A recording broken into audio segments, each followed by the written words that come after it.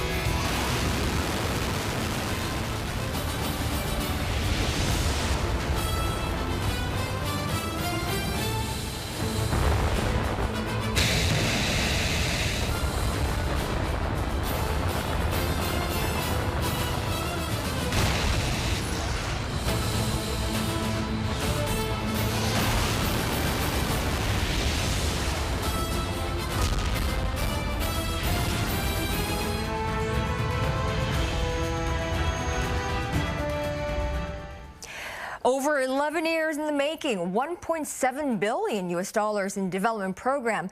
South Korea's new three-stage liquid-fueled KSLV-2 Nuri rocket currently stands on its launch pad at the NATO Space Center down in Kohung at the southern tip of the country, just ahead of its scheduled 5 p.m. blast-off carrying a dummy satellite. Our team is down at the NATO Space Center, and our very own Chang Tae-hyun and Kim Do-yeon have been following the making and the lead up to this historic moment. Now, Tae-hyun, Do-yeon, you're down there at this final moment, and it must be a nail-biting moment, especially there at the NATO Space Center. So first, the launch had tentatively been scheduled for an hour earlier at 4 p.m. initially, but it was announced this afternoon that it would be delayed to 5 p.m., which is about 18 minutes later. What was the problem there? So Kan-young, I'm going to talk to you about this. So as you said, the original plan was at 4 p.m. Korea time, but the engineers had to spend extra time inspecting the bottom part of the rocket and the valve system. So they'll fuel up a tank 80 minutes before the launch and fill in oxidizers 50 minutes before. So Nuri already has the connection called umbilical connection for the supply of liquids, gases, and electric power.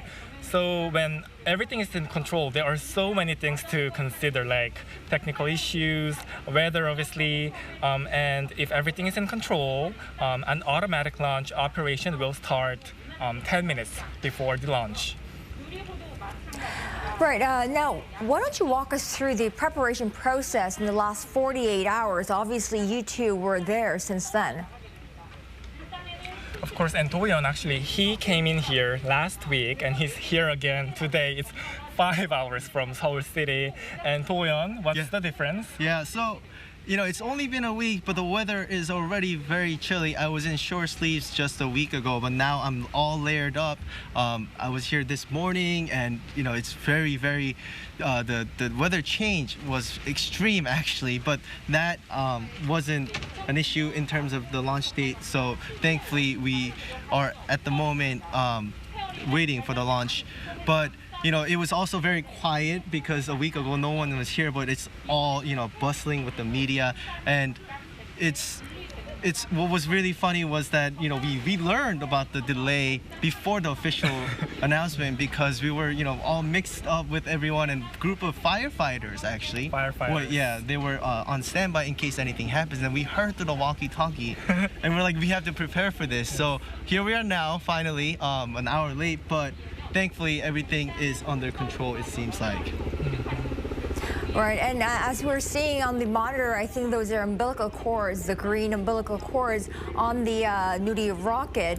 Now, as we count down to the blast-off, what's the atmosphere on the ground there?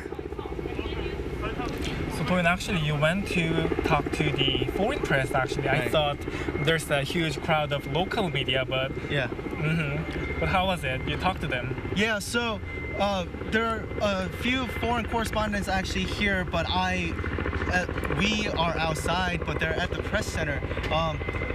There's just a lot of media, and There's We're so interested in this topic.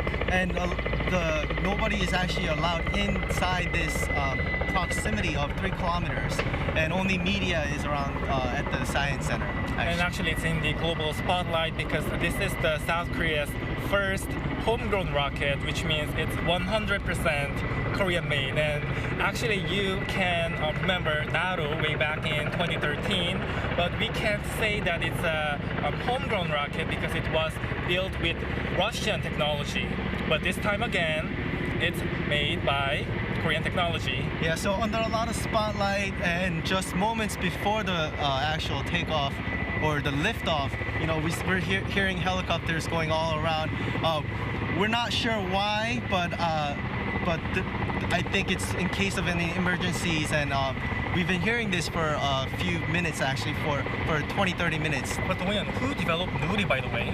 So yeah, as you said, it was all homegrown space launch vehicle. And Korea Aerospace Research Institute, they spent more than a decade on this, right? And it all comes down to this.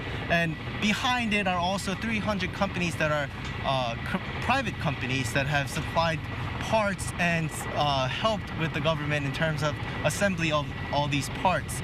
And that's also an interesting aspect to this space rocket, considering that the global space industry is actually going is going private and moving away from the government, led projects, right? Yeah, so we are entering the new era of the new space, right? Mm-hmm. That's right. Yes, we're participating in the global space race. And that seemed to be one of the most interested topics that the foreign media had, because we had all these questions whether it was going to be launched or not, but one of the foreign media correspondent was like, oh, we're excited to see this, and the press during the briefing, the answer was that we're going to talk about this later, but there's a series of other launches that are prepared for this specific Nuri, right? And towards the end, they said it'll be 100% private company led. So it'll be a non-governmental rocket by the end of this development. So that was an interesting answer that we saw a few minutes ago during the press briefing. Yeah. Right. Well, we will discuss this perhaps after the success of the launch, and Chang Tae-hyun, Kim Do-yeon, we'll keep our fingers crossed that that this will be a successful launch, and we'll check back in with you in a little bit. Let me give you a little more time to organize your thoughts. Thank you so much. Now, we have a team at the launch site like you just saw, and we are going to see how a decade of hard work has gone into the development of Nuri. Behind it, it was a team of rocket scientists who, with the whole nation watching it, are hoping for a successful launch. Our Kim Do-yeon met them and the engineers to find out how they're feeling as the launch day got closer. This is Nuri Island, a small island off the south coast of South Korea with around 2,000 residents. It boasts beautiful coastlines and peaceful campsites, but it's also home to one of South Korea's biggest and boldest operations, its very own space program. And on Thursday, the spotlight will be on this small island as South Korea's first independently developed satellite launch vehicle will take off from a facility on the island called Nuri Space Center. 2 engineers who have been working tirelessly over the past decade say everything they can do has been done and the rest is out of their hands. There's a lot of pressure, so even if it tested numerous times, as you know, a rocket has more than 300,000 parts. But those parts have to work as planned and according to our sequence. We work as hard as we can, but there's always going to be a pressure for us. As engineers, we believe that the launch will 100% be a success. But as all things do, even if we believe in it, unless destiny is on our side, it may not go our way. 20 years of rocket science under his belt. Still, every single launch is special.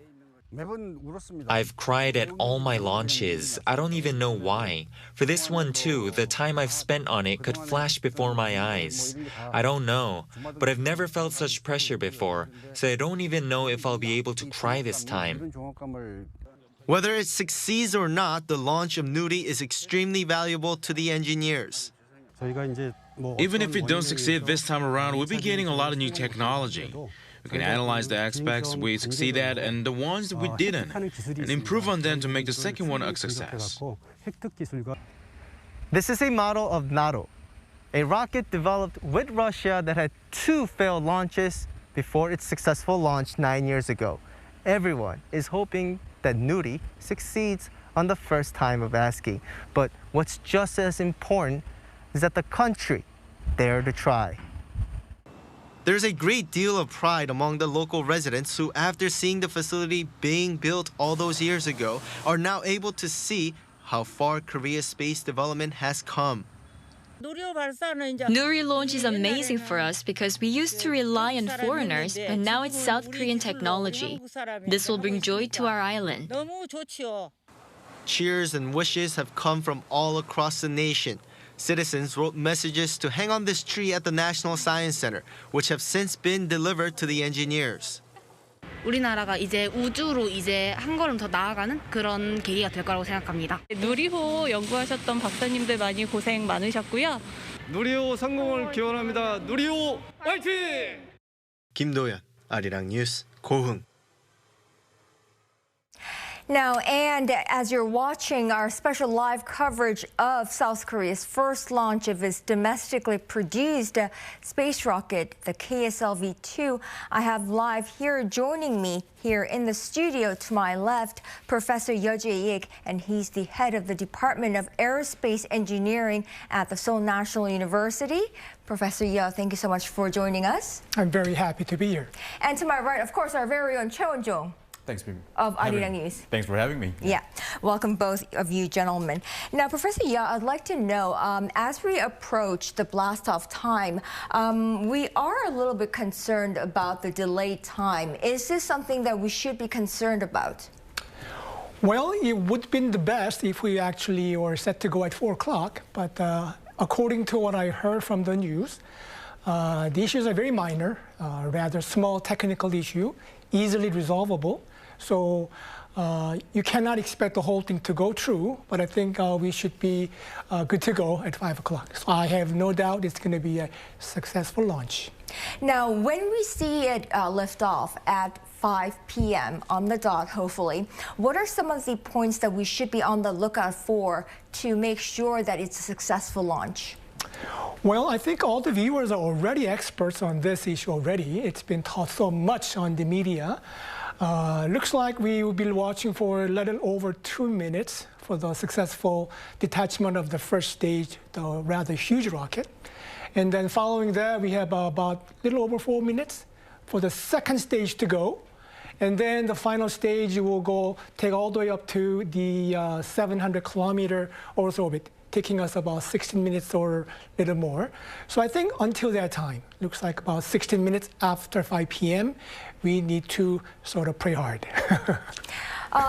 Won-jong, so walk us through, how is the Nuri different from Naro? I mean, we had the successful blast-off of Naro back in 2013, right. And you know, it's been years since we've been developing this Nuri, and so explain to us, what's the key difference between Naro and Nuri? Well, you remember the 2013, I mean, the South Korea successfully, launched Naro, and it was the first ever space vehicle. But its first stage was built using Russian technology, and I think that's the biggest difference here. And the Nuri is all made in homegrown, the rocket. It's all made by 300 different companies, and also 370,000 parts in it. So the main difference is, I think Naro was the 2-stage rocket, but then the Nuri now here is a 3-stage rocket, so that's the biggest thing here. And also, the Nuri has the key technology here is that the clustering, which is the 4 different engines, which is 75 tons, right? But they all have to start at the same time to hit that orbit. So I think that's the biggest technology we have to talk about, and as we have to watch it for maybe 5 minutes or so. Now, Dr. Yeo, I want to focus on the technology here. So it was 11 years in the making. So this one part, I suppose, the one-step difference between the Naro and Nuri, I suppose, took South Korea 11 years to make. What is the core technology there that is so difficult to make? Well, Korea actually had there's two parts to the rocket science. You could be using a solid fuel to burn, to fly. Korea had that technology for quite some time. So NATO was the one based on that technology, using some part of the Russian liquid engines. And this time around, it's 100% liquid engine, which we actually been developing over past 11 years. How difficult is it? In fact, we should have had it a long time ago. We just began late. It's actually a classical, rather fundamental science of a rocket science, but we never tried it. So every rather space power countries, they've been investing on this thing for, I think, early, maybe late 50s and on. Therefore, they had it. They got it. It's all based on the accumulation of rather failures plus some successes. So I think we are now just starting 11 years backed up, and then as we move on from today, we will get there eventually. How quickly can we get there? Is it today? If not today, perhaps next year. So liquid rocket engine, we never tested.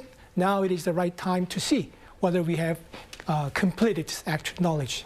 So basically, what will this mean? What will the success of the Nuri rocket today mean for South Korea's space technology? I think Elon Musk is watching us carefully because he knows exactly what will happen to us the next phase. One has to have this transportation technology ready to make this business. I mean, there is a blue ocean up there. It's a new frontier, never been covered. So essentially, it has to be a profit-making sector we never endeavored before. So until now, it was all basic science. R&D, government was very hesitant to see it's just going nowhere, not as fast as one anticipated. But from today on, I think people will realize there's a huge money there. There's a lot of profits to be earned once we have this basic technology nailed down. Right, especially with over 300 firms, private firms, having participated in this project. We will see a new space, I suppose, build up here in this country as well. Now, as an aerospace engineer yourself, how do you think that the engineers who are on the ground right now, who have been, building the rocket themselves, are feeling at the moment? You mean the people at the site? Yeah. Well, I can't tell in their regards, but it will be a moment for them. I'm pretty sure they have gone through some failure before. They've been, there were some good times, but bad times mostly. So therefore, all we can do is, even if it fails, so-called, and there's nothing to be worried. I mean, this is a failure is actual knowledge we gain. Therefore, we will be right up there by next year. So I'm not concerned at all. As a South Korean aerospace engineer yourself, is this a historic moment for yourself as well? I think so. I think it's no longer basic science. It's going to be once again, it's going to be a brand new profit-sharing market. It's about the bloom in Korea after, let's say, about 6 more countries who has gone in that area right before us. So it's a very meaningful moment. So we're less than a minute away from blast off, I believe, so we should be keeping a close eye on the screen at the HOMEGROWN Space Center. Now, those are the umbilical cords, am I correct, the green ones? I think so. Yeah, am I correct?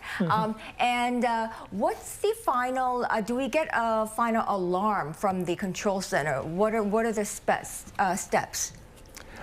Well, I think we still need to rely on what the people at the site tells us. So if all things goes well, then I think last 10 seconds is all automation. Okay, we're 10 seconds away. Okay, and so the countdown has begun. I think this is the right moment to, watch it carefully. Absolutely. And blast off.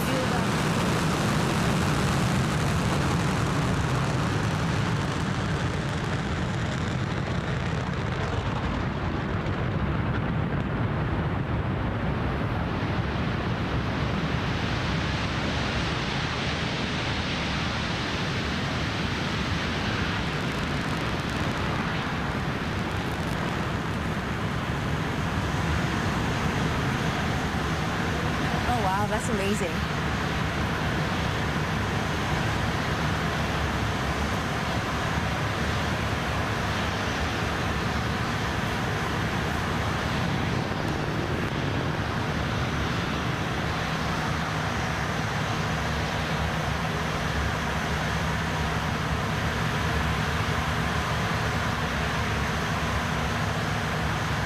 So what usually happens after this? What are we supposed to see after this? Okay, I think at 2 minutes, a little over 2 minutes, we should be seeing the separation of the main engine. So that separation should be sort of visible, or we should have some information about what had happened. So. Oh, I think we're hearing a round of applause and cheering from the control center. Okay. That must be a good sign.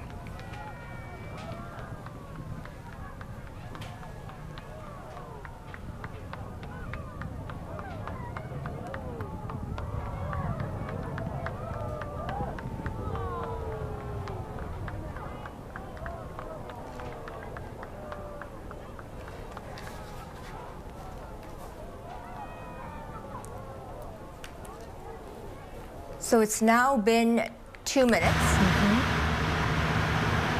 I see something, second stage has kicked in, looks like. So now we are burning the second stage 75-ton engine now, which will take us all the way up to about 258 kilometers for the third stage to kick in.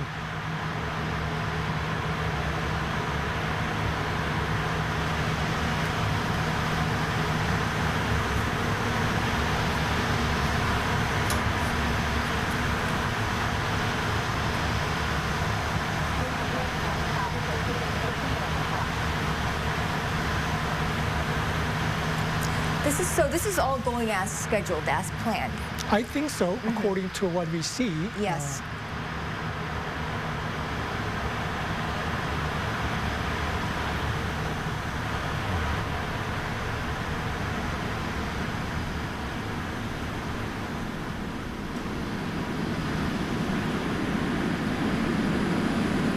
So for those of you just joining us, you're watching South Korea's first domestically produced space rocket, the Nuri, KSLV Nuri, blasting off into space right now. As of 5 p.m. Korea time, it blasts off from the NATO Space Center in Koung in Cheollanam province, and it's now flying off into space. It's been 3.5 minutes since liftoff.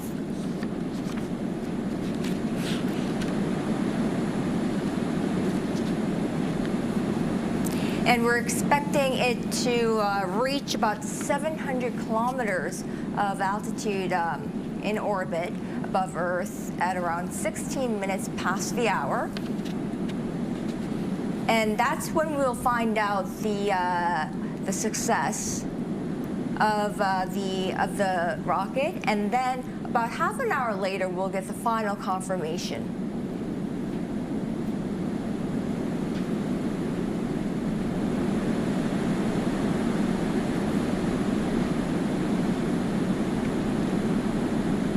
So, Professor Yeo, I believe right now is when the fairing is happening. Yeah? I think so. Yeah. I think we are now, after fairing, that the second stage should have kicked in. It's hard to tell from the camera images where we are. It's already well over 250 kilometers away. So if it all went successful, then we are now heading toward that 700 kilometer low Earth orbit target. So it is. Right.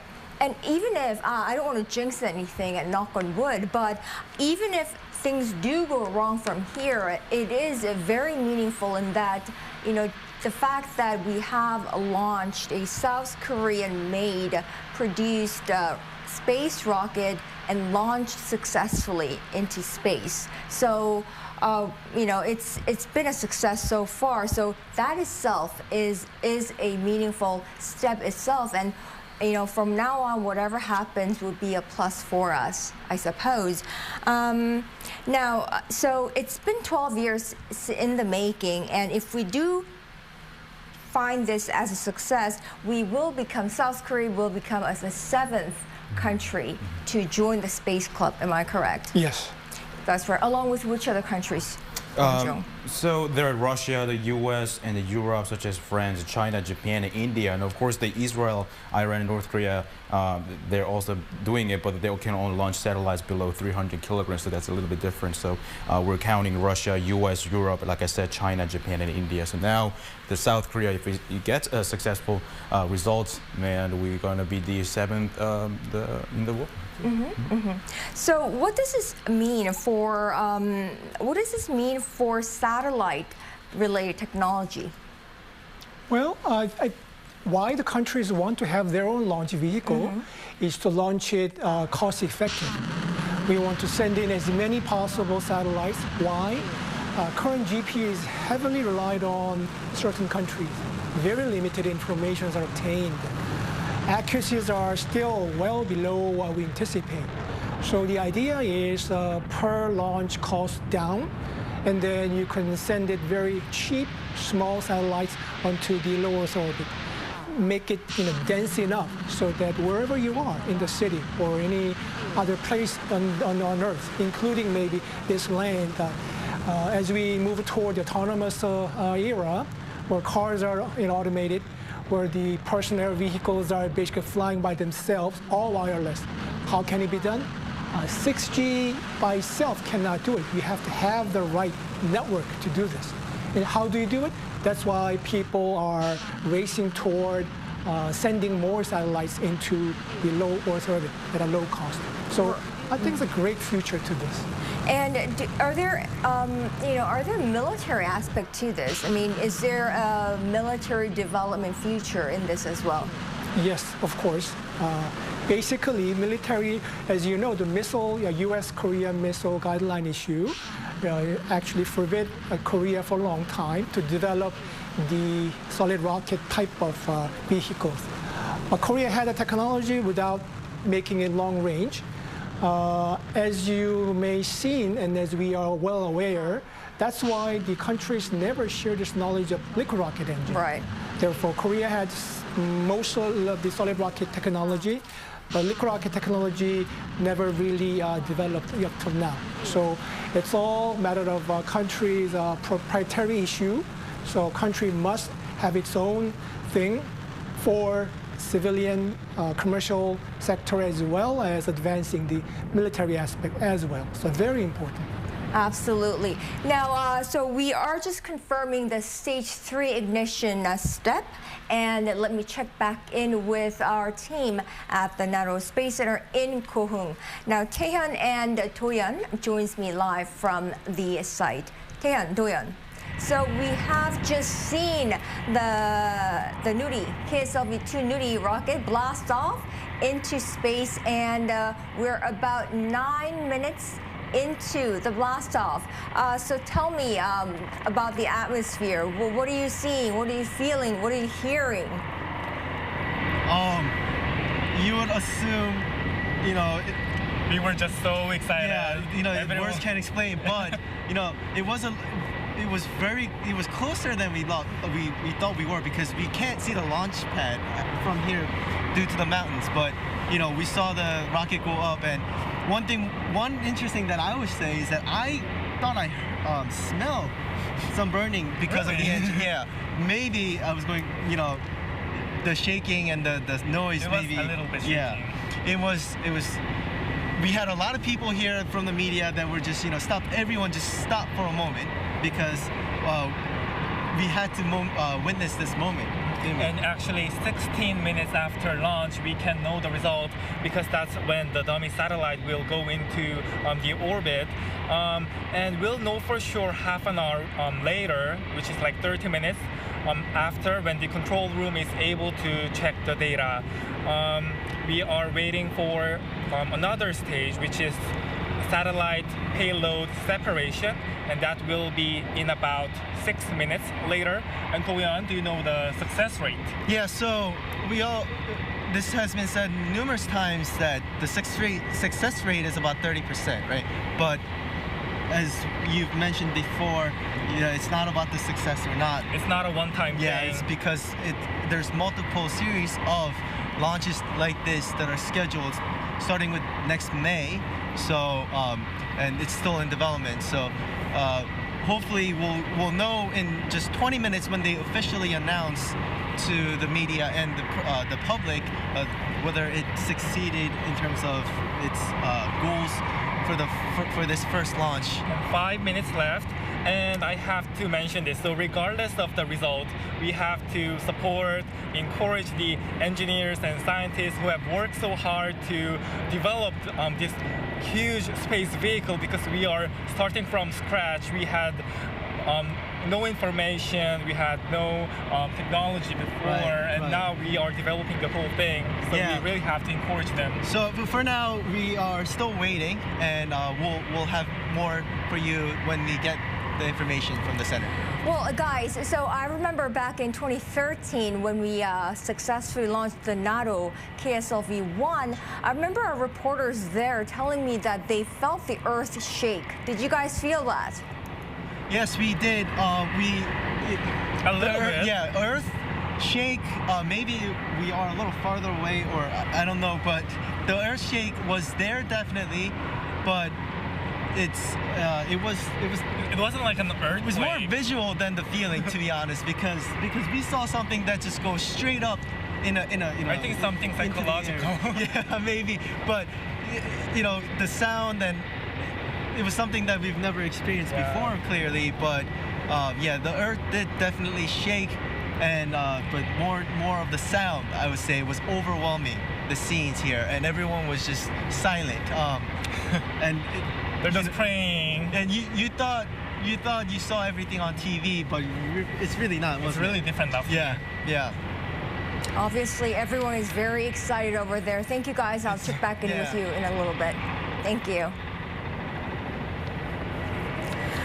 Right, so Professor Ye, so we are seeing we're witnessing history in the making, and I'm sure it's extra special for you as an aerospace engineer yourself. And what about you, Won-jung? How does it feel for you? I mean, this is actually the first time I've witnessing this, the rocket launching. I mean, I remember I went to the Texas, and there's a huge NASA place and all about the astronauts and rockets and stuff like that. And now I'm here in Korea and watching the first ever the 3-stage homegrown rocket. I mean, that's incredible. I mean, that's a tremendous event that I'm witnessing right now. I feel very overwhelmed. Yes. Right. So walk us through the preparation process. I mean, since 48 hours ago, there has been a meticulous preparation process that had been underway to make this the time schedule, essentially. Right, so the weather was actually very crucial. I think that's why the whole hour was delayed, right? So I think the official there, they're checking the weather all the time there, and then so they moved the erector projectile the day before the launch, and they connect the electric cable, they connect the Nuri to the control room, right? And after checking the rocket, the engine will get ready to take off automatically with the fill with the liquid and stuff, gas and stuff like that. So yeah, like I said, I mean, the weather was a crucial thing before the whole departure. I mean, I think the Professor Yao can explain a little further there. Yeah. Right. So the meticulous preparation process, and there's always the same process that's underway for each satellite launch or each space rocket launch. And what about the weather today? I mean, they always open up this window of time. And I think it was between 3 and 7 p.m. for today, and they opened up the days from today until I believe the 28th.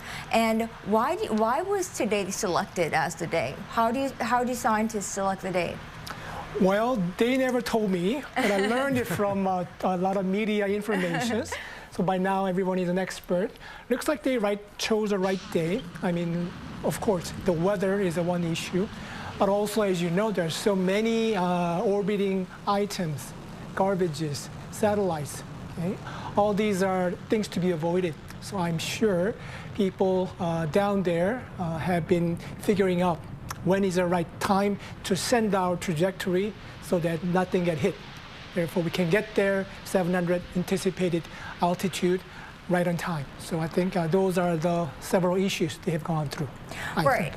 Now we're about 15 seconds away from the 16-minute dot that we can confirm the first success of the space rocket.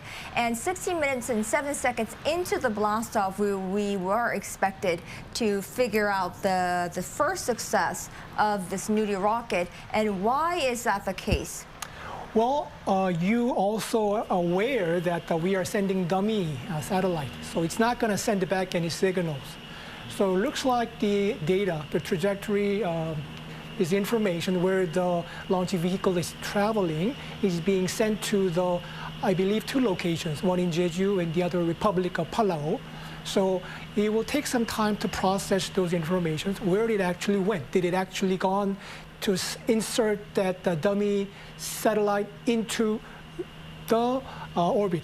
So it takes some time to process those data, I believe. Right, and they have confirmed the separation of the dummy satellite just now. So we have another checkbox checked for the success of this satellite launcher.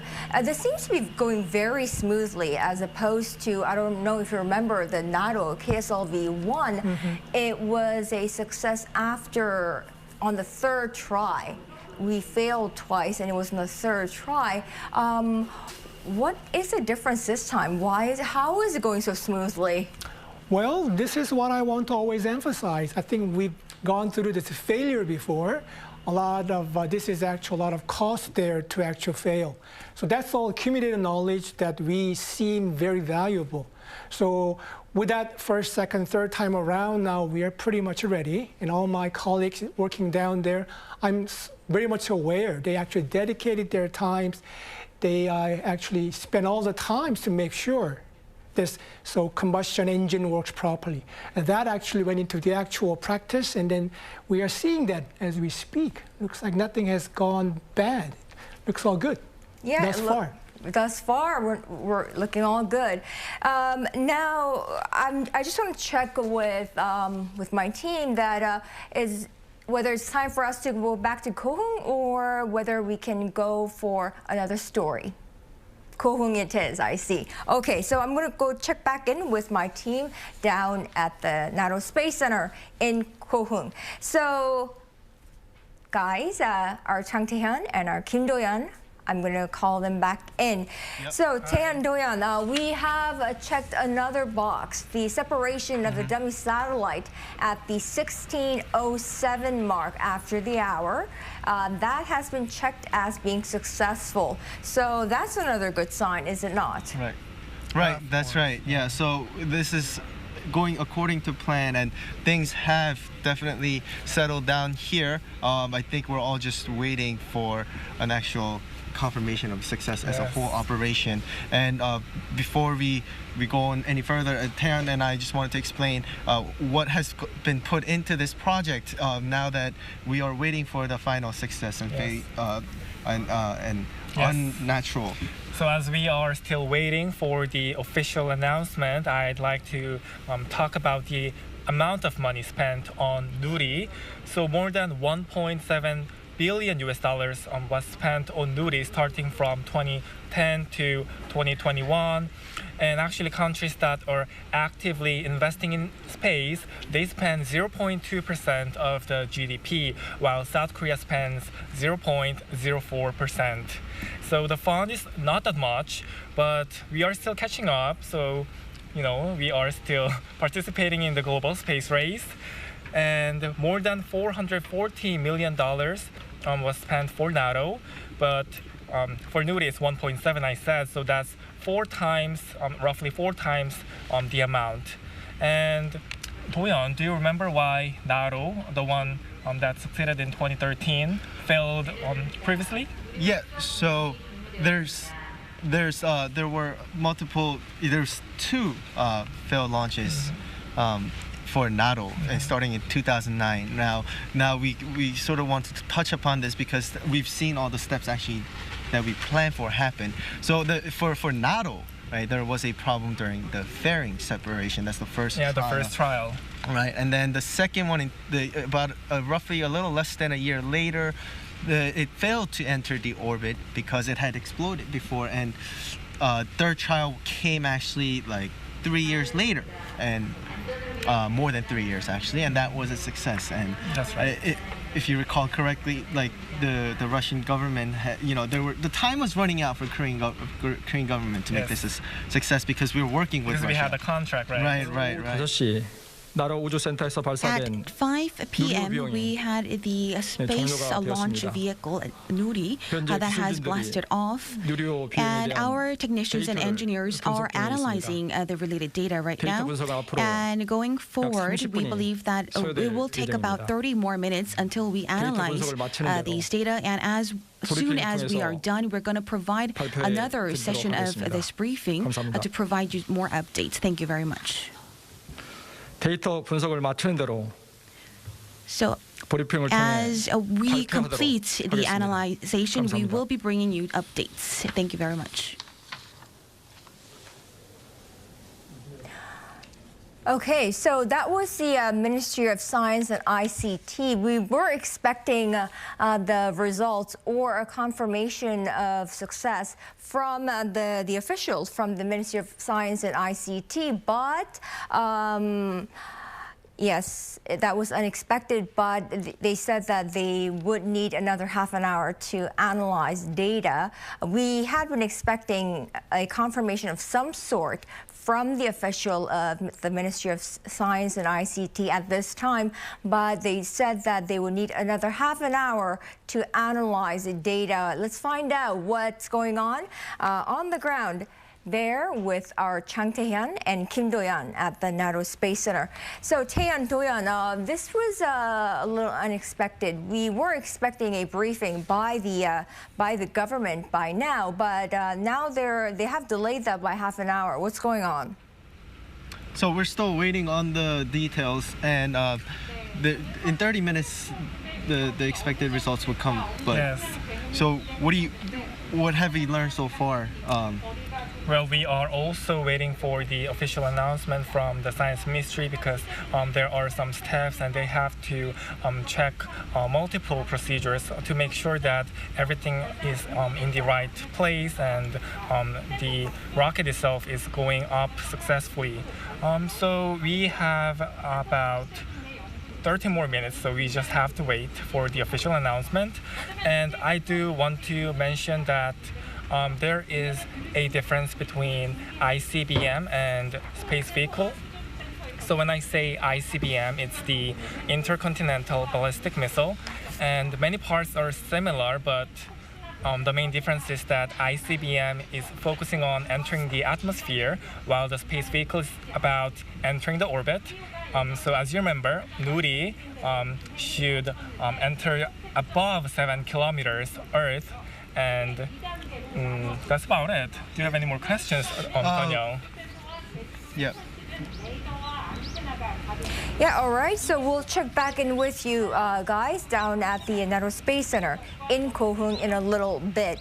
Now, I do want to delve a little bit into what the development process and how much of development we've come since the NATO KSLV-1 back in 2013 and the Nuri KSLV-2 that we blast off today. And we do have a story by our Chang Tae-hyun that explains that very idea. So if we are ready to run that story, I'd like to run that story. So are we ready? I'm asking my team upstairs here. So whenever we're ready with that story, I'd like to run that package. Wow. So whenever we're ready, we'll run that package. But if not, please do. Yeah, okay. But yes, please do run the package. Yes, in the meantime, I will ask Professor Yeo. So the Ministry of Science and ICT, they were supposed to give us a briefing on the final results because they have just confirmed that the flight has ended. So I don't know what that means. I mean, please explain to me what that means. The flight has ended. So does that mean the Nuri is over or what? And they were supposed to give us an analysis of confirmation at about 20 past the hour, but they have delayed that to half an hour later, citing they need time for data analysis. What does that mean? Well, I think they're making sure. Once again, we are not really sending. We have not sent the actual satellite, which could send back us that he or she satellite is fine to the people waiting down here. Since there's nothing that can send back the signal, I think the tracking system is monitoring the path at which it actually went, so that the actual payload or dummy satellite has gone on that 700-kilometer low Earth orbit properly. So just that takes time, I believe, and then I'm pretty sure that they want to make sure. They don't want to say, oh, it's a success or it's a failure. They want to make sure it is a good success. Then we should be good to be, cheering. Right, they want to double and triple confirm. I think so. Right, they want to be sure. All right, and like I said, I do want to make sure that we all understand the progress, the development progress we've made since the NATO KSLV-1 and the Nuri. So let's take a look at the main characteristics of Nuri and how far we've come along since the KSLV-1 NATO. Rocket Nuri is South Korea's first homegrown space launch vehicle that weighs 200 tons. It was developed by the Korea Aerospace Research Institute using the country's own technology. 300 companies participated in the process of designing, assembling, and manufacturing all 370,000 parts.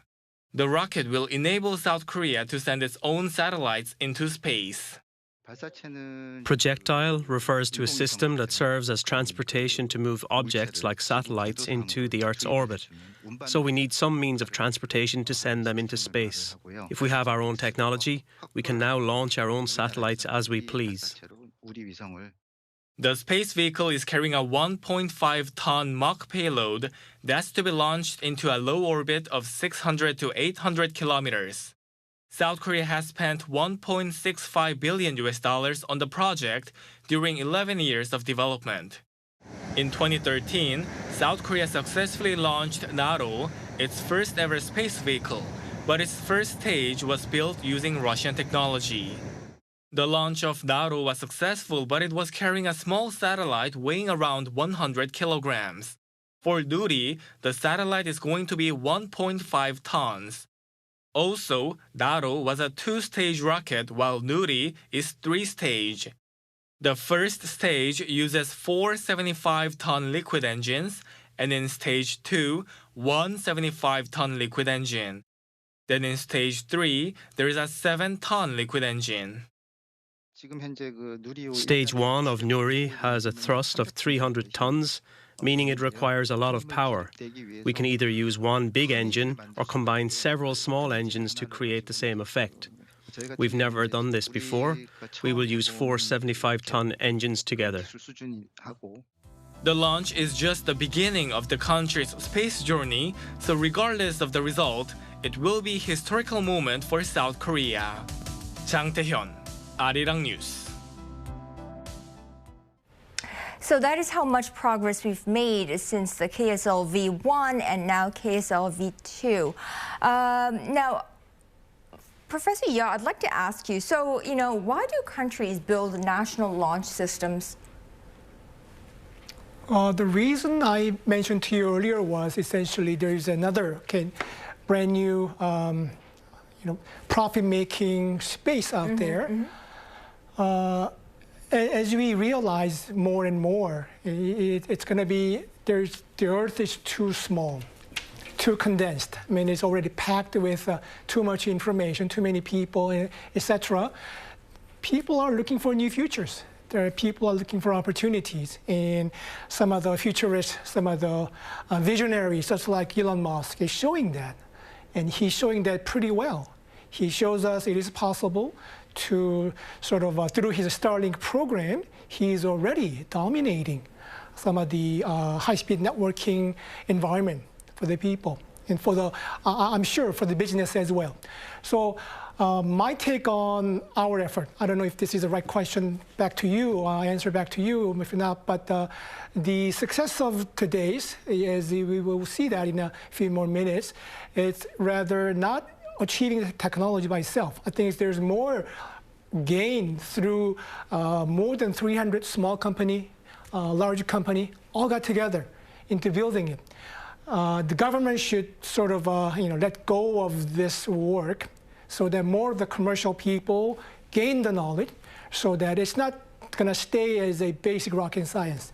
It's going to be a rocket science-based profit-sharing new market, which is the right direction as the digital transformation is right in. So I think those are all related issues. Rockets are closely related to the ICT components.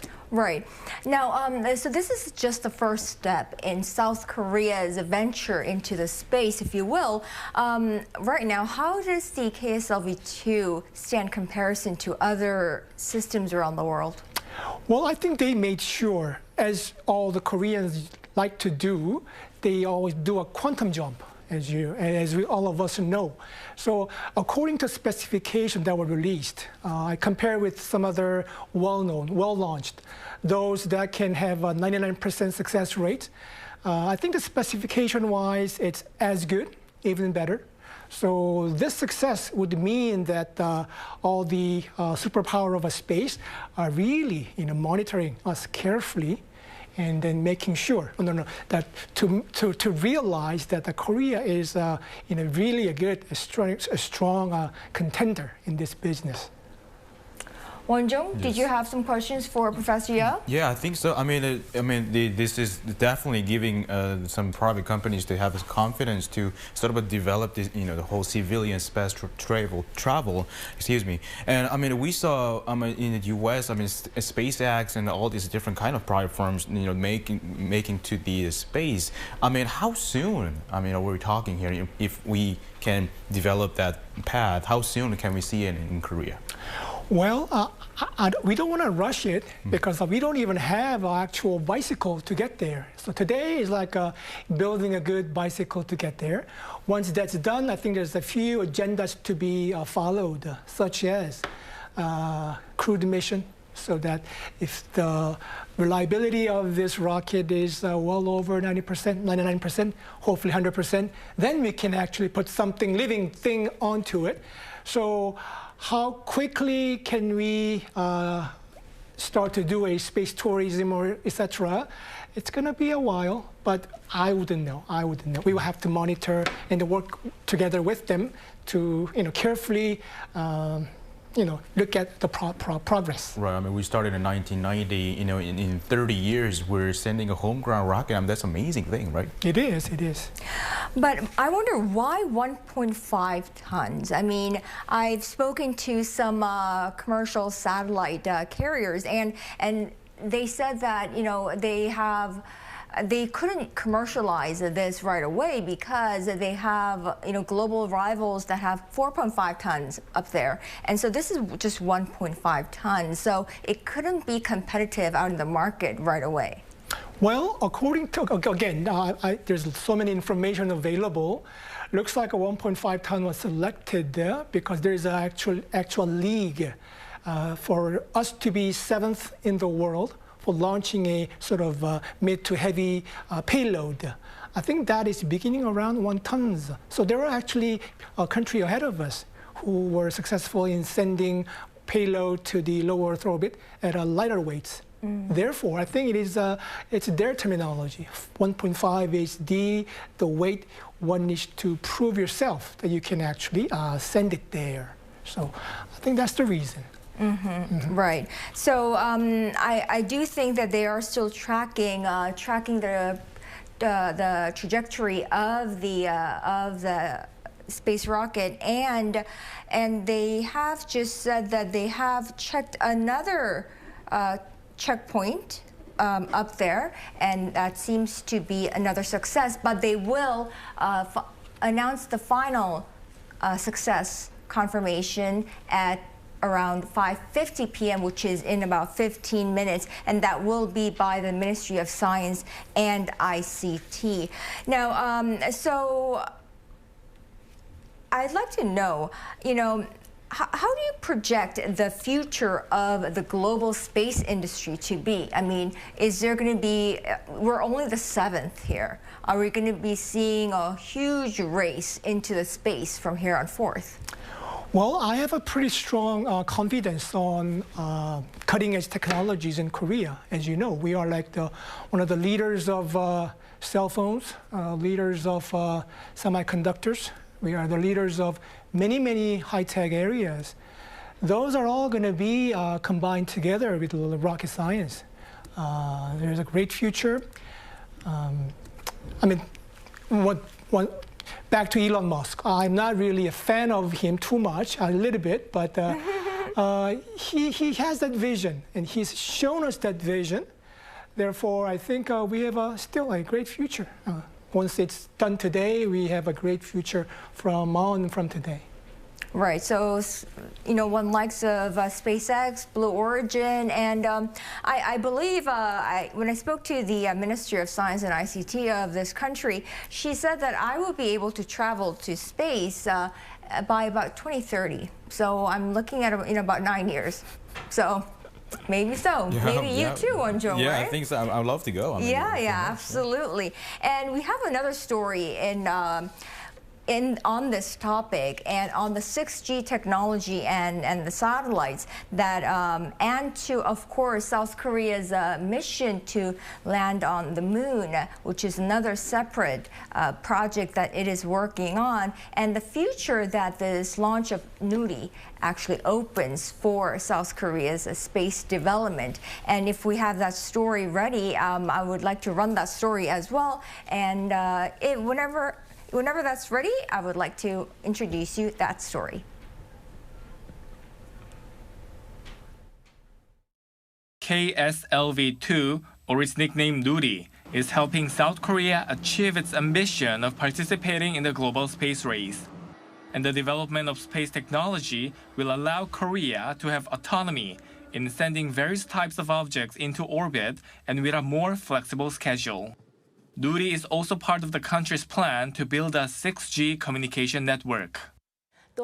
We are also preparing for a preliminary feasibility plan related to 6G satellite communication. The 5G communication we have now is only for use on the ground, but 6G satellite communication is equipped with technology that can allow us to communicate not only on the ground, but also at sea or in the air. Therefore, 14 satellites must be launched and be operated. Through these projects, the private sector will have the opportunity to test and research more diverse technological developments. And South Korea is aiming to explore the moon on its own in 2030. Currently, South Korea is preparing to launch a lunar orbiter called KPLO. A lunar orbiter would make various observations about the moon from around 100 kilometers away. Then in 2030, I think we will send another lunar probe to land on the moon to gather various information. Countries like India and Japan are actively developing their own space technology by attempting to explore the moon. So for Korea as well, this will be a great opportunity to research and develop its domestically produced technology. Chang Tae-hyun, Arirang News. So, Professor Yeo, what's this mission to the moon all about? What's called KPLO? Well, once we have the right vehicles to get close to the moon, then we can actually allow another orbiter to circulate around the moon.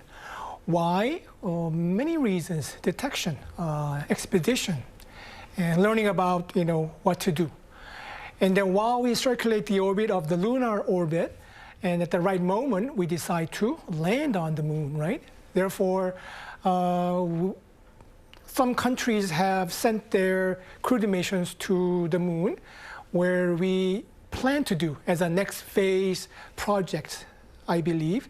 So we launch it all the way to the lower Earth orbit. Then we can play with their interplanetary missions to look at the solar systems. including that, we may extend it to the Mars mission. And within that, because it's closer, lunar mission is also on its way. So once again, it's for the orbiting around the moon for a lot of purposes of detection, and then make sure we can land on the moon as well. Wonjo, so tell us, the KSLV-2 Nuri, back to it, how big is it, and how heavy, how long, how big is it compared to the one before? Right, so the difference, NATO and Nuri is a size too. I mean, Nuri is a 47-meter long, while NATO is a 33-meter long, so there's a huge difference there. It's almost like a 50% taller, right? Right, that's like a 15-story building, isn't it? Exactly, yeah. So that's much, much taller. And the Nuri has, obviously, like I said, it's a 3 stages, and NATO has only 2 stages. Obviously, there's a big different capability as well, right? Right. So, when was it, Professor Ya, that the United States first launched a similar vehicle like this? Wasn't it the early 60s when they actually conquered the space sort of in competition with Russia? Long time ago. So what did we do that time? We were busy making money for our food for tomorrow. So that's why we sort of were late. But it took them maybe more than 10 years. But it took us 11 years or so to get to where we are. So how far, I mean, how big of a gap is there between our technology and the U.S. Russian technology? Well, I think launch vehicle itself is rather, I don't want to say this to be criticized by my colleagues, but it's an old technology. We should have had it before. But of course, I mean, we know so much, we are already cutting edge scientists all around the country. So even though we nailed down on this rather old science technology, we, I think, managed to add in more features. It had to be well advanced than what they used to have a long time ago. So like a Falcon, the SpaceX version of their rocket, I think this Nuri is up there. It's pretty par with their technology. So it's a pretty good vehicle. So in order for South Korea to make more rapid progress, post the success of Nuri, do you think there needs to be more regulatory, revisions? Well, I heard the Ministry of Science and Technology is very willing to amend the regulation, the Space Development Promotion Act. So amendment will mostly involve let more commercial people come in. So don't government hold on to the main ownership of this science no more, so that more of the technology is transferred to the civilians. As you know, when the business people come in, they use a calculator to make sure they earn money. They don't want to spend money on the wrong item. They want to spend the right item by selecting the right people, smartest people. By definitely launch costs will go down. Once the launch vehicle is ready, by the Korean civilian-made versions are even more available, more attractive. Then with that, then we can do a lot of businesses up there. I can't imagine how many there are. There's so many things I can come up with. So should we all start to study aerospace? No, not as a mother, not as a father, but as an individual, well-grown individual. This is his or her choice. But I think it's a great future. You could be an electrical engineer. You could be a material science engineer. You could be even an industrial engineer, still welcomed in this area. So it's not just one area of aerospace who can do this. As you saw, I think people down there by the NATO station, if you look up their resume, they come from all different backgrounds. So you may one day.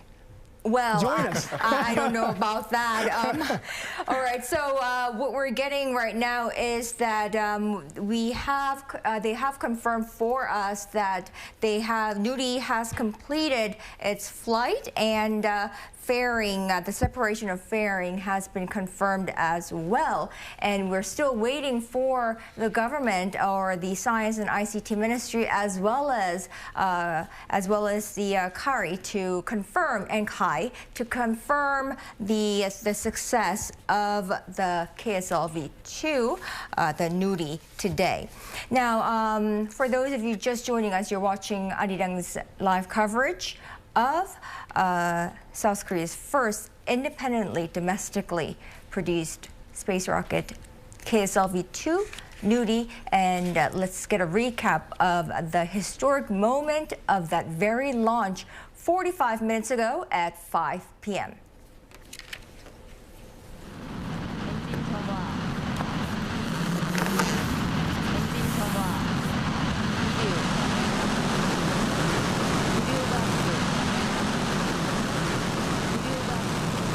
So I heard that no one's allowed within 20, 30 kilometers of that launch site because of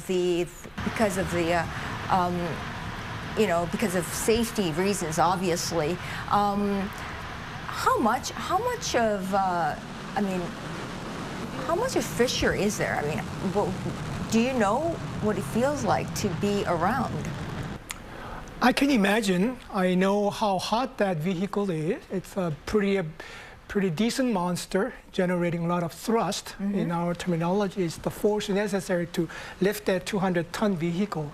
Well, imagine that. I mean, it's going to be a pretty hefty but very hot and a very loud beast. So safety precautions, perhaps. And also the fumes that generate out of it. This is a kerosene rocket propellant. It's based on hydrocarbon. It has a carbon, non-neutral. So it is actually generating some pollutions, but we have to allow that for this 20 minutes such that we actually gain something we never had before. So safety reason, as you suggested, is the reason why people are not allowed to get too close, I suppose. And that's remotely controlled, is it? I think so. They're pretty far away from the launch site, but it's all about wireless technology. Most of that is, I think, a wired technology because of for safety reasons. So still, the stations are sort of separate from the control room. So again, a lot of it is a standard procedure. This is the right manual to follow. So nothing new, nothing new. So this is a very basic question, and that's because I'm no expert in this. So how does it differ from those man-carrying vehicles? Yes, I mean, the crewed mission is the next thing to do, as you know. It's basically how confident are you? Okay, it's tragic that we've seen many, good over 20 years, so the NASA had some blow up with the astronauts in it, right? So these are things to learn from the past, but to get there, I'm sure our country's gone through so many failures, so many deaths, I'm sure as well. So I think now the technology of Korea is already well advanced in many, many areas, except rocket science. So we're going to catch up with the other levels pretty soon. So success rate will go up, and then the safety ratio, reliability ratio, well over 90%. 99.99% safe, then that's when we can allow a crewed missions. Will we have to start with monkeys first, animals first? Oh, that's a good start. So I'm not working for Korean KARI, so I can't make that decision. But why not? Why not? Yeah, something living. But I hope that a non-human astronaut should be able to press button to how she or he is doing. So it'll be nice to have something, or maybe AI. Okay. So AI definitely. Put a robot there, so he can press a button that okay, the temperature of here is good enough, environment is good. He can take. Okay, I don't know, it can take the photos of outside. That's a good idea. Why not utilize AI up there? Definitely, because we want to secure the safety of our animal friends, of course. Now, we're just 3 seconds away from the 50-minute mark when the Science and ICT Ministry had vowed to give us a confirmation of the success of the KSLV-2 Nuri, South Korea's first domestically made, built, produced space rocket. So we are waiting for that. And so perhaps it's now for us to go back and check in with our team at the NATO Space Center down in Gohung, Jeollanam province at the southern tip of South Korea. That is where the Nuri rocket was launched at 5 o'clock, which is 50 minutes earlier from now. We are waiting for the final confirmation, and you're seeing on your screen the blast-off moment that will go on history, actually, that very moment, and we'll be seeing that over and over again for years to come. Now, Chang Tae-yeon and Kim Do-yeon joins us from the NATO Space Center. So, guys, what are you hearing? I mean, oh, the darkness has come behind you already. So we were supposed to get a confirmation announcement by this time, I believe. Are you hearing anything yet? Well, I've even called the PR agent because I just can't wait any longer. I mean, it's already 5:51 and we are still waiting at the moment. So please. Yeah, so we're trying to confirm who will actually deliver the message or the results, because we haven't gotten that confirmation yet. But we were, just hoping that they are supposed to know the result now, so we are waiting, and maybe we were asking it beforehand just to maybe guess if whoever speaks kind of speaks the message as well. So we were trying to hope they give us a little bit of information. And I do also want to say that as the engineers who are watching the launch, or they're also human beings, so they can't really go near the rocket, so they'll be at the launch control center and they'll be observing the situation through a monitor, and they will feel the launch, or they have felt the launch by the vibration and sound that the rocket had made 2 to 3 seconds after the launch, and they're still observing the data. Yep. Yeah. As you said, it's already very dark here, and if we were talking about how if it had delayed even a little later, the window for a successful launch, or just the launch itself was closing as there were signs of delay. But right now, with the sun setting so early here now, already before 6 p.m., I'm glad that at least the launch had happened. And we can confirm that everything had gone through the planned operation so far. So as we said, we're still waiting. We haven't gotten the confirmation of the speaker yet either, but we will be delivering to the press center as soon as we can. And that said, the rocket launch is not a one-time thing, but rather it's just the first step in developing the technology. Right, so the announcement may come not from the Science and ICT Ministry, but from another individual as well, I must add. Now, so this is not even if this is a successful launch, this is not the end of the journey for KSLV-2 or Nuri. There is another one set for next year, is it? Correct.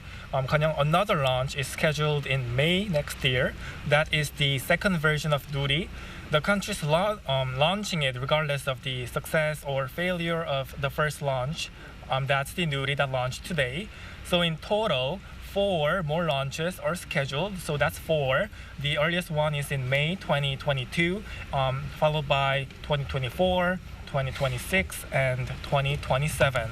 And I just wanted to, maybe we should touch upon this real quick before we move on. But we keep on saying Nuri, and Nuri, that's the name of the rocket.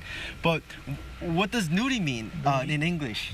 So that our viewers may know. But it means the world, actually. So there's a lot of implications behind the word. But for any viewers that are hearing Nuri multiple times as we keep on. Yes, people might wonder what Nuri is. Explain. We keep Nuri, explaining. Yeah, and that's the. It means the world. So it in means Korean, what? it means the world in Korean, like a traditional Korean, without any Chinese character or.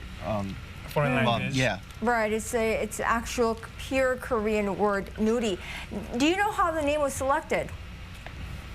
Well, we'll get right back to you later after finding it out. But Doyeon, as Doyeon said, it means the word. Okay, so you get out there and you'll find out for us how that name was selected. And we will be waiting for that confirmation to come in a few minutes. Thank you, guys. We'll check back in with you. Now, Professor Ye, as we wait for the announcement to be made very soon, another launch is set for May 2022. Why are there more test launches being made? The more the better, right? Regardless of today's success, okay, we still need to retest it. And according to what I was told, the next May payload will actually carry a satellite, a functioning satellite. So that's a big difference from what we do today. So the more launches that we can manage, there's more data we collect, more knowledge we accrue. Therefore, it's in the right direction. The more launch, the more the better. So the next time we launch the Nuri, KSLV-2 Nuri, that satellite that it carries will be able to send back its signal and we'll be able to confirm then the success of it, right? That will be much easier. They will tell us right away, I bet. Right away. And so how long would that take? I can't give you a firm number. It's all a matter of the people who are actually, managing those. So it's not going to be as long as what we are anticipating today, because once again, we don't have actual GPS set in that, a mock-up satellite. So we have to rely on what the ground radars and telemetry tells us, whether it actually follows the right trajectory, has it really gone into the right orbit that we anticipated. So it is taking us longer for today, but for the next launch, I'm sure we will be able to know whether it's a success rather quicker. I wonder why, but back in 2013 with the KSLV-1 NATO, I remember learning of the final confirmation 24 hours after the blast-off. Do you know why that was the case for NATO? Well, I think there's so many things went in, okay? The main rocket, the first stage, was all Russian-made. Nothing was really disclosed. It was basically a closure item sort of we bought from Russia. And then what happened to that device is still under their control. So I think combining everything, are we able to tell whether the first stage trajectory was good enough? Was it a successful path? We wouldn't know until what they tell us, right? Therefore, I think it's a combination of many, many things. It took us longer for that item. And of course, now it's more advanced where we are, so we can still wait for the success of today's launch. Right, so I guess many factors put together, one of which was relying on Russians to deliver us the results, I suppose. Okay, so we are still waiting for the results to be announced on the success of the KSLV-2 Nuri. And in the control room, I'm seeing scientists gathered together and analyzing data, really. And I suppose, looking at the trajectory of the flight and everything. Wonjong.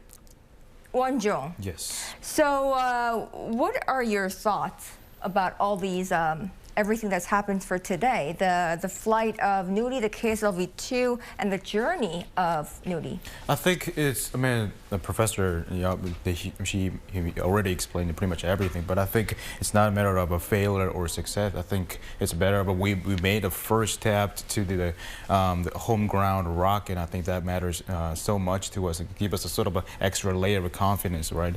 And also, it's just the fact that everyone sort of worked together for over the 10 years. I think that makes it so much beautiful in this project, right? So. Right, it is. It's really teamwork and national pride, and we are still waiting for that announcement to be made. It is being delayed again by about 10 minutes. So at first, we were supposed to get the answer at 5:20, and then it was moved back about half an hour, 5:50, and now 10 minutes later, here we are, still waiting for the confirmed results. I don't know if this is supposed to be a positive sign or a not so positive sign. I'm keeping my fingers crossed, and I hope all of you are the same as me, keeping your fingers crossed for the success of South Korea's first domestically produced space rocket, KSLV-2 and Nuri. Now, Professor Ya, so at this point, where is the Nuri? So we're hearing that it has ended the flight. So are we supposed to be seeing the the combustion of all of Nuri and just a dummy payload, or what's happened to Nuri now? Well, the Nuri was in fact made of 3-stage rockets, right? So 3 rockets with one payload. So therefore, we actually burn all 3 rockets, and then it's been basically sent back to the ocean. And then that payload, which does not send any signals, is actually orbiting, presumably, on the low Earth orbit that we anticipated. So where is it? Well, it's all burnt. And then with that payload safely landed, inserted into the orbit, I suppose. Right, so it's done its work, and it's now all burnt itself and sacrificed itself, I suppose, and we are waiting for the results. There are also talks that they're hearing at the NATO Space Center, and our team has just communicated to me that the announcement may be delayed half an hour late to 6:30. So we actually don't know what's going on down there. But I have with me on Skype the CTO of KTSat, Kevin Choi, and I will be speaking with him. He joins me live via Skype. Hello there, Kevin. Hello, how are you? I'm good. How are you? Yeah, fine. So, so far so good. We think that so far the success of KSLV-2 Nuri is about 85% sure we are, but we haven't gotten the final confirmation just yet. I'd like to speak to you from a commercial point of view. Now, we saw the dummy satellite go off, and with a 1.5 ton, of course, payload, the dummy satellite, on this KSLV-2. Now, how far off are we to the actual commercialization of this? We need to consider 2 different things. First of all, once we made this Nuri KSLV-2 successful and recorded that this is commercially viable launcher with the reliability and also the cost, the domestic market, those satellites to under fairing and payload capability of KSLV-2 could be immediately commercialized.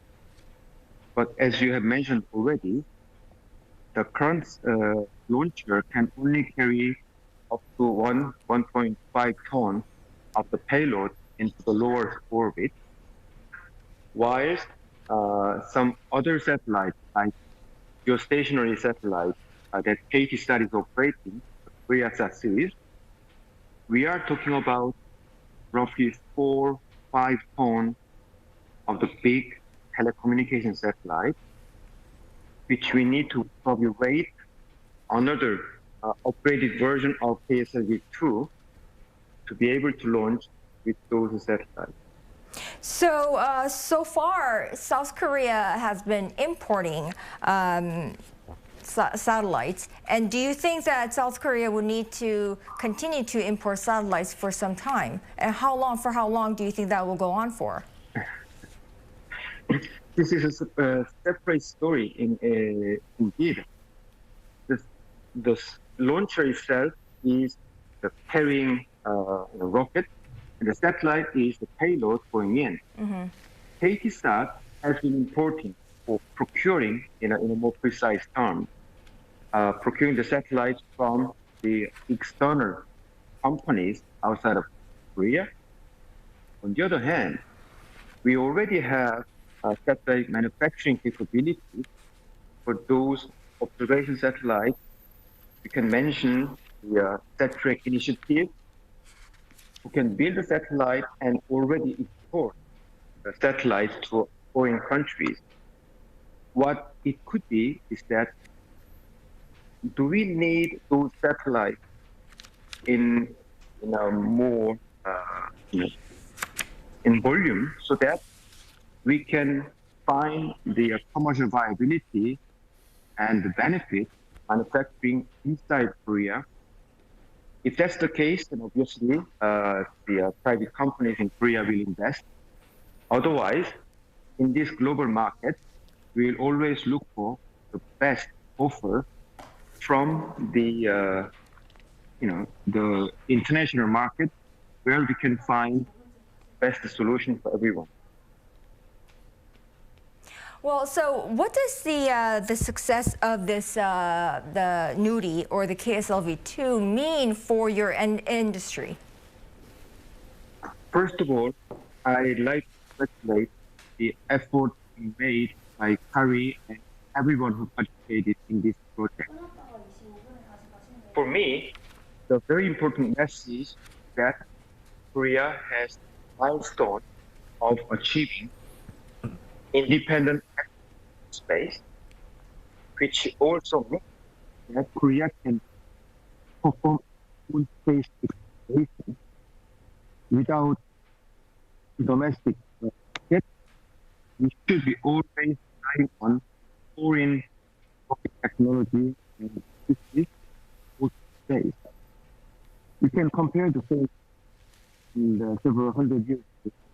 There is a maritime star, which we can build a ship, could have conquered all the colonies of Greece, especially Spain, United Kingdom. It was a great exploration. And today, in order to explore the space and probably doing mining, all the space camps and external exploration in the moon, you do need to have access. And Korea is becoming that club. Limited number of countries can do that independent access. That's probably the first one that I mentioned. Wonderful. All right. Thank you so much for your insights. Kevin Choi, CTO of KTSAT. Thank you. Thank you very much. And I'd like to say my apologies for that spotty connection there. All right, so we are still waiting for the final announcement, confirmation of success of the South Korea's first domestically produced space rocket, KSLV-2, or Nuri here. We were expecting it at 6 p.m., but that was just moved to about 22 minutes later at 6:30.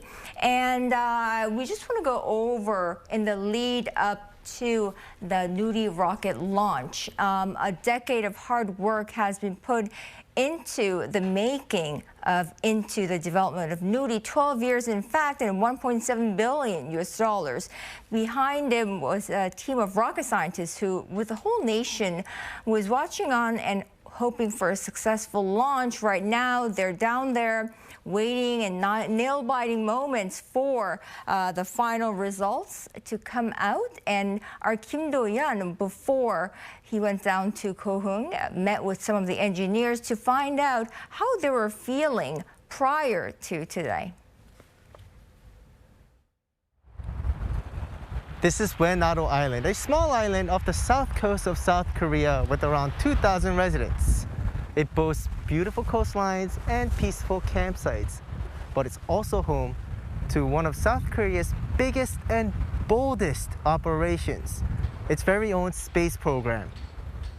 And on Thursday, the spotlight will be on this small island as South Korea's first independently developed satellite launch vehicle will take off from a facility on the island called NATO Space Center.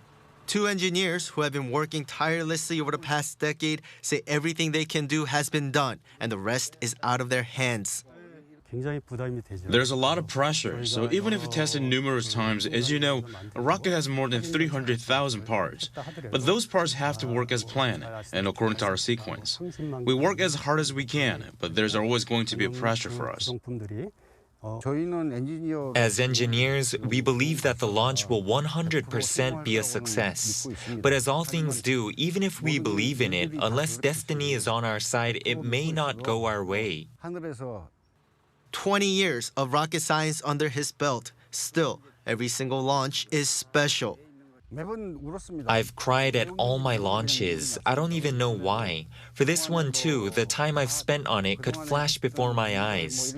I don't know, but I've never felt such pressure before, so I don't even know if I'll be able to cry this time. Whether it succeeds or not, the launch of Nuri is extremely valuable to the engineers. Even if we don't succeed this time around, we'll be getting a lot of new technology. Fellow Korean citizens and our space experts, the Nuri test launch has been completed. I am very proud of this. Unfortunately, we have not been perfectly targeting our intended target. However, we have achieved great achievements with our first trial. And in space, we had the two-stage ignitions and the rocket separation and the dummy satellite separation were all carried out. And this has been grown with homegrown technology, developed with homegrown technology, that is. However, the dummy satellite being entered into our intended orbit has not been achieved, and this remains to be achieved going further. However, I believe it is very meaningful that we have sent our Nuri, the dummy satellite, into the 700-kilometer above the Earth's orbit, and we have achieved so far in just 12 years since we initiated the related research, and we just have one more step to step further. And for the past decade, we have had many space engineers and also more than 300 Korean companies participating in this, and there were a lot of engineers and experts as well as scholars. I want to thank you once again, and I encourage your efforts as well. And going forward, I believe that our second test launch scheduled for May next year, I believe that it can be a great success. So I ask you to muster your strength even further. And as for our citizens and our people, we ask you to send continued support and endorsement. And until today's safe launch of today's Nuri, I thank the citizens of Goheung City and also the police officers. And this space technology is actually the core aspects for the one country's many science parts, because it refers to many different types of science and engineering. And in order to have our over 1-ton satellite into the orbit with its homegrown technology, there are only 6 countries around the world that have successfully done so.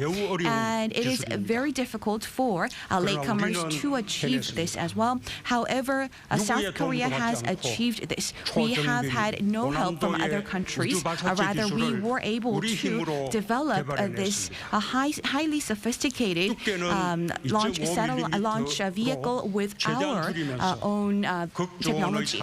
We were able to make the thickness of the rocket very thin, and we have had 55-ton 4 engines, and they were combined to work as 300-ton thrusting technology. This has also been developed by our engineers here in South Korea. The rocket is also guaranteeing the large amount of pressure space, and it is also safely combusting. It has safely combusted its fuel in a very low and also high temperature atmospheres.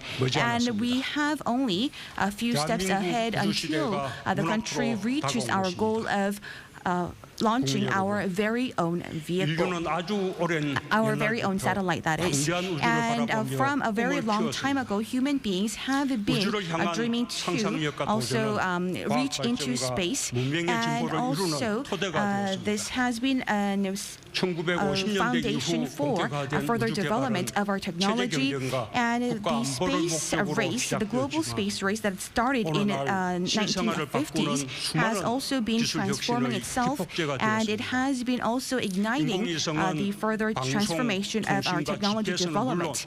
And it is also related to AI, GPS, and it is also closely related to managing the natural disasters and so forth. And these related technology are being utilized in many sectors. And here in South Korea, we have already developed our satellite. However, we were only able to use the rockets and the space launchers that were developed by other countries. However, if we continue to make further developments, we believe that we can launch our own very own satellite with our homegrown technology and home-produced space launcher. And this space aero industry has become a very new and very prospect industry, and we are also seeing many people also traveling into space and also returning safely home.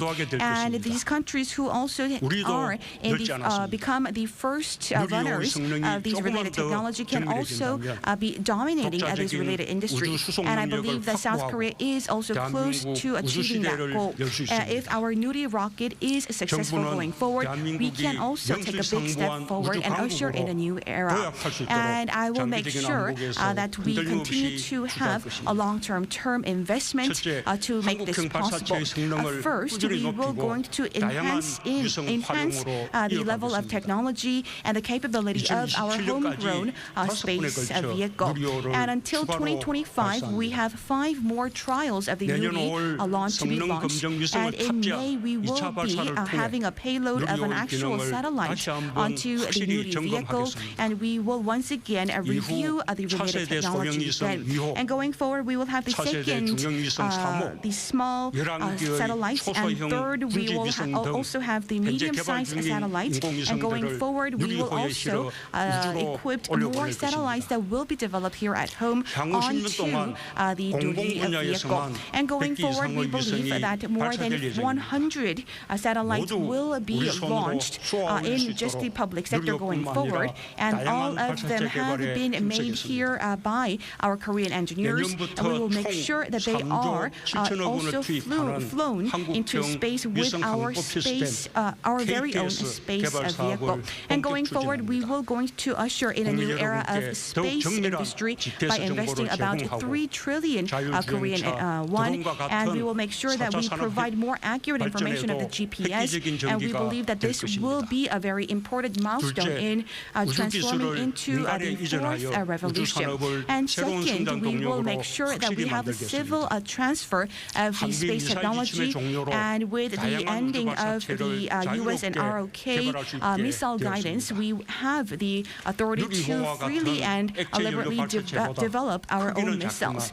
Even though they are smaller in size than the Nuri, as for the solid fuel rockets, we believe that these could be also utilized in many sectors by the private sector as well. And we will make sure there are continued technical cooperation between the public and private sectors going forward in order to make sure that the private sector can successfully make this possible. And we will have a body of this cooperation between the 2 sectors here at the NATO Space Center. And going forward, we will make sure that both the public and the private sector will join hands to lead South Korea's space industry. And also next month, we will also have been elevating the degree and the level and the class of the person who is going to supervise and overview the development of the space and aerospace-related sectors here in the country, and we will make sure that this happens.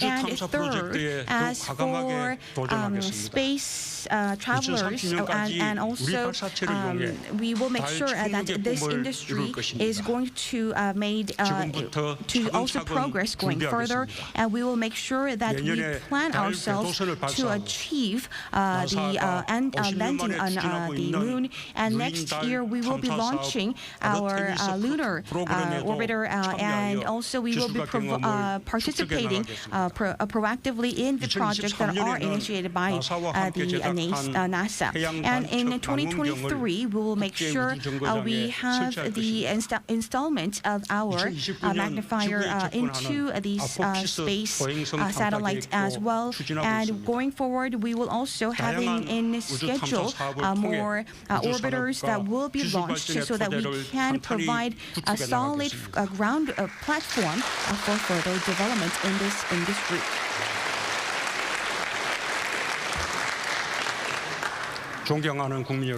Fellow citizens and the space engineers in the country, last year, the U.S. Mars orbiter has been sending back to Earth the sounds of wind.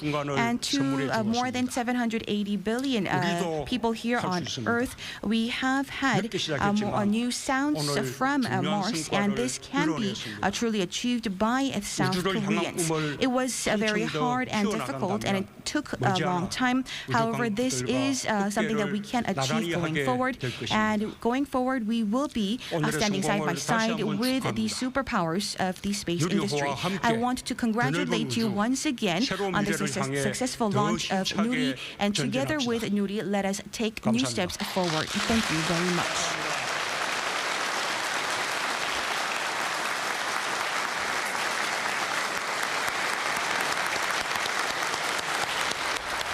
That was President Moon Jae-in of the Republic of Korea in his address to the people at the NATO Space Center in Kohung, encouraging engineers who were behind the successful launch of the KSLV-2 or Nuri. And he did speak about a couple things, but it does look like that we did not have a complete success of the landing of the dummy satellite and in the orbit. Let's go back to our NATO Space Center in Kohung with our team, Chang Tae-hyun and Kim Do-yeon. Tae-hyun, so what is it that we're finding out now? Well, Kanyang, just like what President Moon said, South Korea wasn't very successful in its first trial of launching the Nuri rocket into space. The rocket launch is not a one-time thing, but rather just one stage in developing the technology. Right, so another launch, as we've mentioned multiple times, that next launch will be May next year, and as President Moon said, that one, it will happen regardless of the success. Yes, there are more to come, so this is just the beginning. The country is launching it regardless of it's the beginning, and there are 4 more launches scheduled in May 2022, 2024, 26, and 27. So the launch itself was successful, but where is it that it went wrong? So the satellite was putting satellite at an orbit specifically that was planned for this launch. That was the final issue that had go above 700 kilometers above the Earth. Yes, but the target itself, there was a technical issue. So right, and we will find out later when the announcement is made in detail by the Ministry of Science and ICT. Thank you, guys. We will come back to you in a little bit. Now, Professor Ya, I'd like to ask you about what the president has made clear in that bid. We were able to find out that the launch was successful. However, he did say that the entire flight of the Nuri or KSLV-2 was not a complete success. Help us understand what this means. Well, we heard the same message, and I think how I interpret it is as follows. I think the 3 rockets were properly functioning. When the last one actually terminates its function, there's a last-minute sort of a push. It's called repulsive force, which will actually accelerate the final payload into the right orbit. Maybe that last region where it requires rather some subtle hands-on sort of technology necessary, that may not happen. I don't know. We will learn about this as the day goes on. But what I hear from today's briefing looks to me that the engines perform up to our expectation. In the last stage, that inserting of that payload into the orbit, that subtlety is unclear. So maybe they are referring to that. But still, we need to rely from, once again, the firm information, what really happened. But accordingly, the engines perform as we anticipate, which is a huge success. If not 100%, why not 95% or above? 95% or above. That's even higher than what I rated at the onset of this segment. So is that part, the part that you were referring to, is that usually the most difficult part of launching or putting a satellite into orbit? My area of expertise really not there. I'm more ground level launch liftoff. So I'm not an expert in that. But again, once again, it's all a matter of gravity issue. Even if we win against the gravity at 700 kilometers, there is the actual magical positioning. There's got to be a magical push, which allows our payload to get there. So I think that issue is still need to be resolved. And this is, once again, it's a nation's proprietary technology which one needs to experience to gain. And this time around, we knew what happened. And next time around, we will figure this out.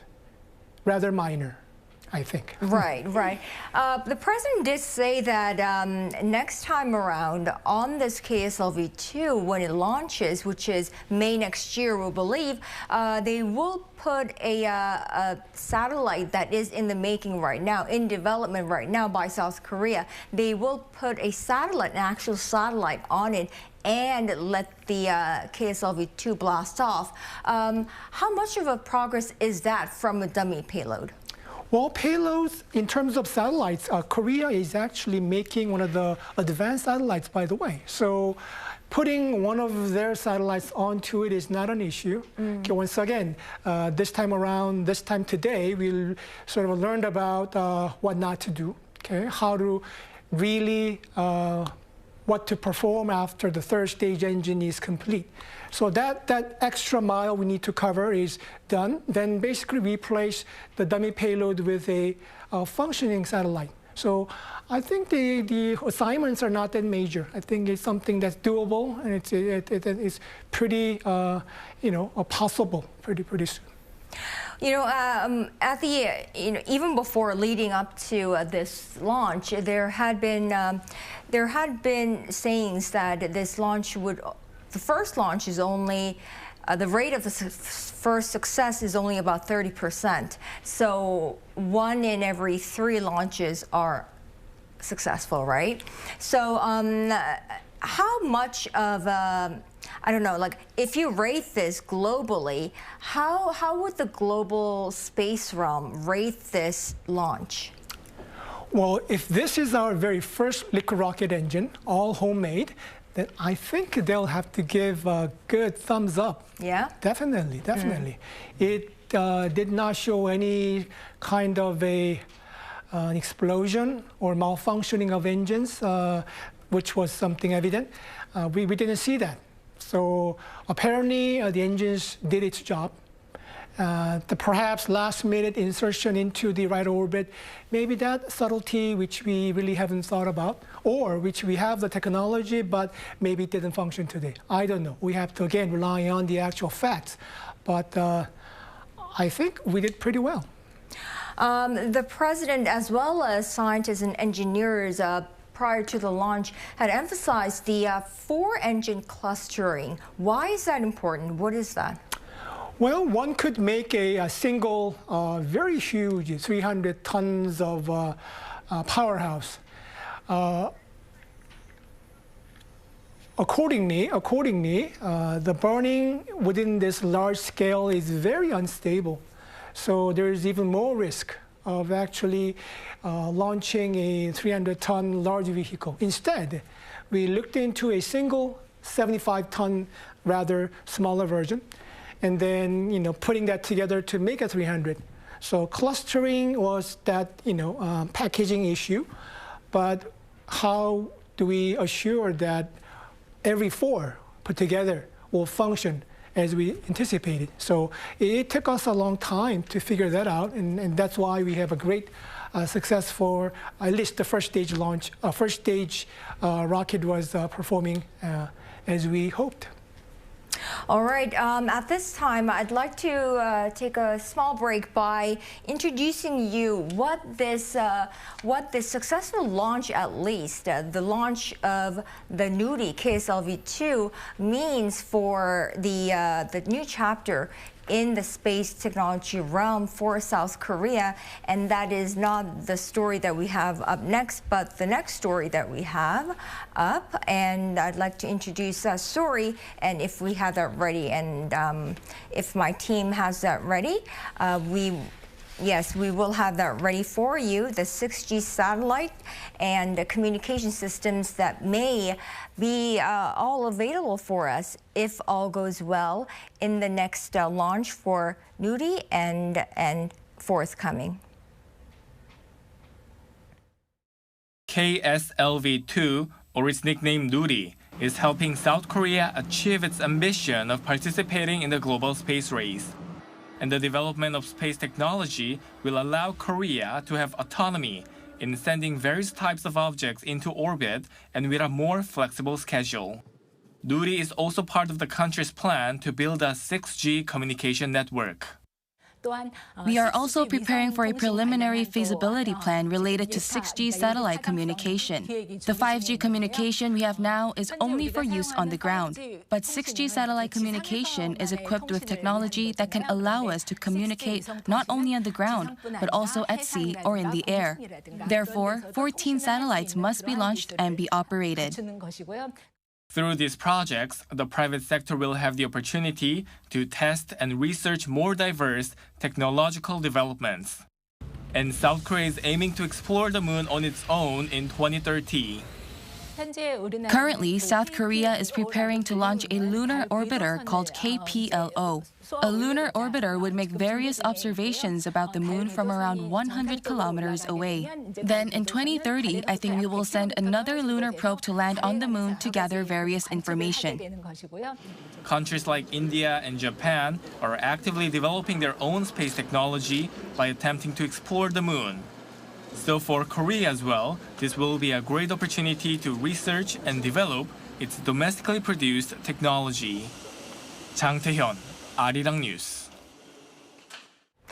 So that is a wrap of South Korea's first launch of its first domestically produced space rocket, the KSLV-2 or the Nuri, and that was our special live coverage. Of course, I want to thank our Professor Ye of Ye Jae-ik of Seoul National University of Aerospace Engineering. Thank you so much for being with us and helping through this live coverage. And Won-jung, thank you. And I'd like to thank you all for staying with us all throughout. And I will be back after this break at 7 p.m.